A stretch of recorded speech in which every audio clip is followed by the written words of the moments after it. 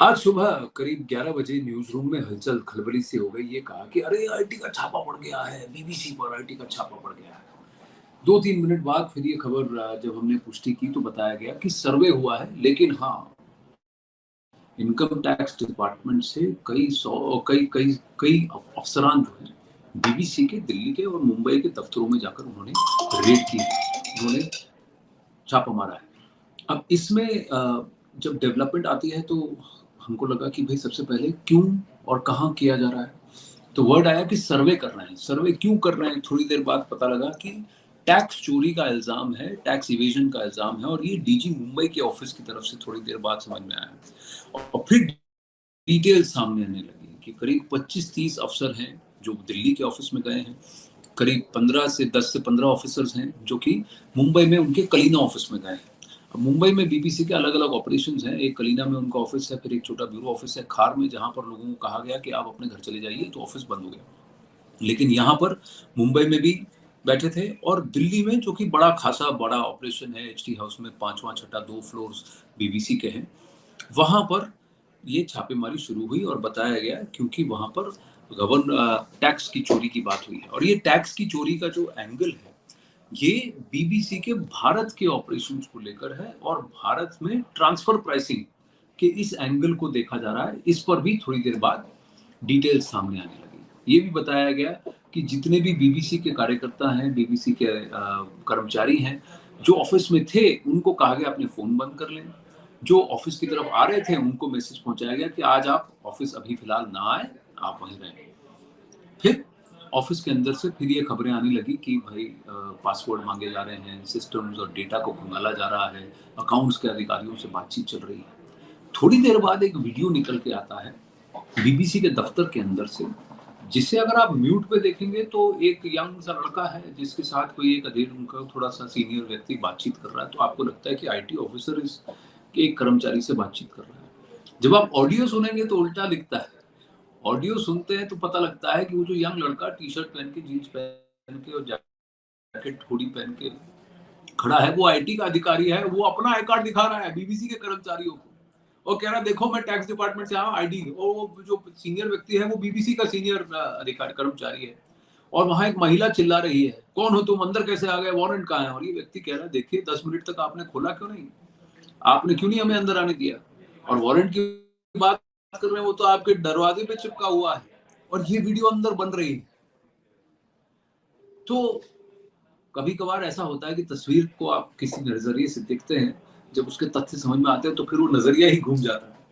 अब ऐसा ही शायद पॉलिटिक्स भी होगा इसके पीछे, क्योंकि सबसे पहले आपको लगेगा अच्छा मोदी पे डॉक्यू सीरीज बनाई तो रेड कर दी, पर इसका कोई डायरेक्ट कनेक्शन है? आपने कोई प्रमाण निकाला है? क्योंकि 2009 में भी, तब तो मोदी सरकार नहीं थी, 2009 में भी इन पर आईटी के क्वेरीज निकली हैं और आईटी के छापे पड़े हैं। तब तो जो मौजूदा विपक्ष है वही शासन में था, जो सबसे पहले कह रहा है कि देखिए मोदी इसका दुष्प्रयोग कर रहे हैं, अपने जो जितनी भी संवैधानिक संस्थाएं हैं उनका दुरुपयोग कर रहे हैं। ये जो आरोप लगाने वाले हैं यही तो सत्ता में थे उस वक्त। तो कहीं ना कहीं आपको वेट करने की जरूरत है कि सीबीडीटी यानी central board of direct taxes है, या इनकम टैक्स डिपार्टमेंट है, वो क्या फाइनली अपने खंगालने के बाद, खोजबीन के बाद जो बात करता है, पड़ताल के बाद, और ये कब से चला आ रहा है बीबीसी के साथ, और ये तो बीबीसी के भारत के ऑपरेशंस के साथ है ना। आपको ये बात भी समझने की आवश्यकता है कि बीबीसी पर जो आरोप लगे हैं और जो डॉक्यू सीरीज बनी है वो तो बीबीसी ने लंदन में बैठ के बनाई। अब बीबीसी यूके पर और बीबीसी इंटरनेशनल पर बहुत सारे आरोप है। आरोप यहाँ तक है कि उनमें चीनियों का बहुत पैसा है, वो भी स्टेट फंडेड चीनी एंटिटीज। यहाँ तक कि जो चीनी न्यूज मीडिया यूके में बैंड है, उसी चीनी यूके मीडिया में, इसी चीनी मीडिया में बीबीसी ने पैसा लगाया हुआ है चीन में जाकर। और जब बीजिंग से बीबीसी के जर्नलिस्ट को भागना पड़ा था, उसी साल बीबीसी ने चीन में जाके $40 मिलियन का निवेश भी किया है। तो ये सारे आरोप हैं, बहुत सारे आरोप हैं, तथ्य, और ये सब ब्रिटिश मीडिया के हवाले से मैं आपको बता रहा हूँ। तो आरोप प्रत्यारोप का ये सिलसिला चलता रहेगा, लेकिन जब तक तथ्य निकल के नहीं आता तब तक आप किसी चीज को सत्य असत्य कैसे मान सकते हैं? अब यही बात बीजेपी पर भी लागू होती है, क्योंकि बीजेपी ने आगे प्रेस कॉन्फ्रेंस कर दिया कि बीबीसी भ्रष्ट है, बीबीसी गलत है। आरोप कहां से हुआ है भाई? आईटी डिपार्टमेंट तो अभी सर्वे कर रही है। उसके बाद भ्रष्टाचार का, टैक्स इवेजन का अगर आरोप सिद्ध होता है, अमाउंट पता लगता है, तब आप कहेंगे आरोप। तो इन्होंने भी कहा, अच्छा तुम हम पे चढ़ रहे हो, हम भी तुम पे चढ़ रहे हैं। और कहीं न कहीं बीजेपी के अंदर वो गुस्सा, गुबार भी रहेगा कि भाई प्रधानमंत्री नरेंद्र मोदी पर और 2002 पर इन्होंने जो डॉक्यू सीरीज़ बनाई, वो तथ्य से परे थी। कई सारी बातें उसमें छुपाई गई थी और एक पर्टिकुलर नैरेटिव को पुश किया गया था, तो वो फ्रस्ट्रेशन भी सामने आ गया बीजेपी के कार्यकर्ताओं की तरफ से। लेकिन ऑल इन ऑल इस पॉलिटिकल बवाल के पीछे आपको एक बात समझने की आवश्यकता है। अगर आपको लगता है कि मौजूदा सरकार किसी चैनल को या किसी मीडिया हाउस को इंटिमिडेट कर रही है, तो आपको ये भी समझना चाहिए कि क्या वो मीडिया चैनल टैक्स की चोरी कर रही थी कि नहीं? वो फॉरेन मीडिया क्या कुछ गलत कर रही थी कि नहीं? अगर गलत कर रही थी तो हम सबके साथ गलत कर रही है।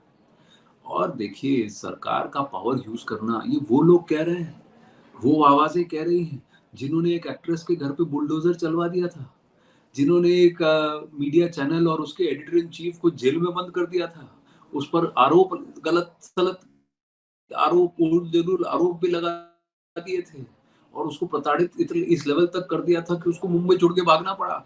ये वो लोग कह रहे हैं कि फ्रीडम ऑफ प्रेस की बात कर रहे हैं। वो लोग आज आवाज कर रहे हैं जिनके खिलाफ अगर आप चूं तक भी कर दोगे तो आपका डिस्ट्रीब्यूशन बंद हो जाएगा और अगले दिन आप सड़क पे आ जाओगे।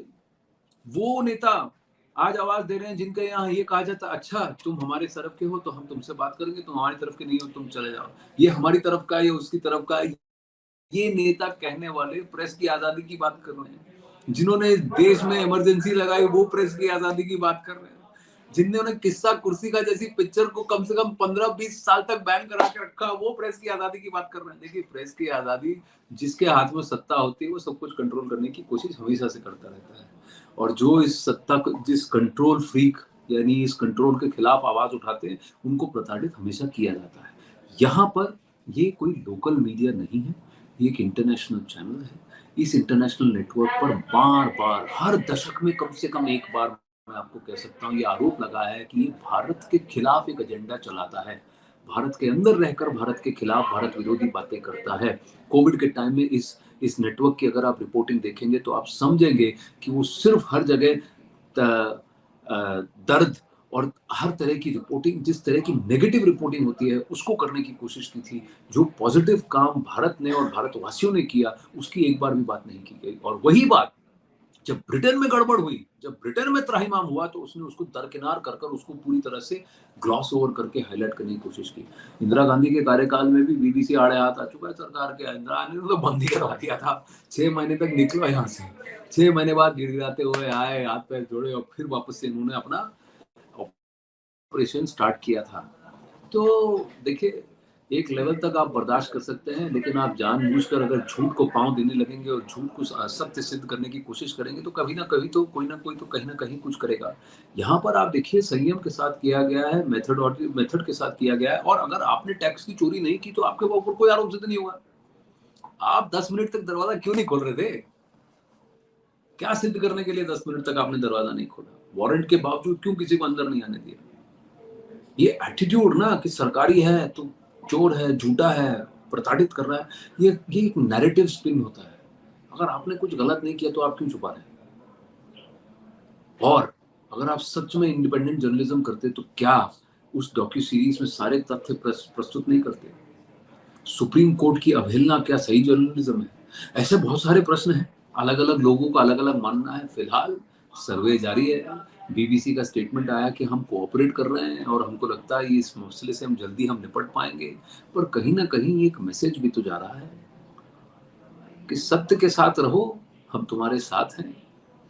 सत्य से विपरीत जाओगे, तथ्य से विपरीत जाओगे, भारत की छवि खराब करने की कोशिश करोगे और आधार रहित एजेंडा को पुश करने की कोशिश करोगे, तो कभी ना कभी long arm of the law आपके पास आ ही जाएगा, आपको पकड़ ही लेगा।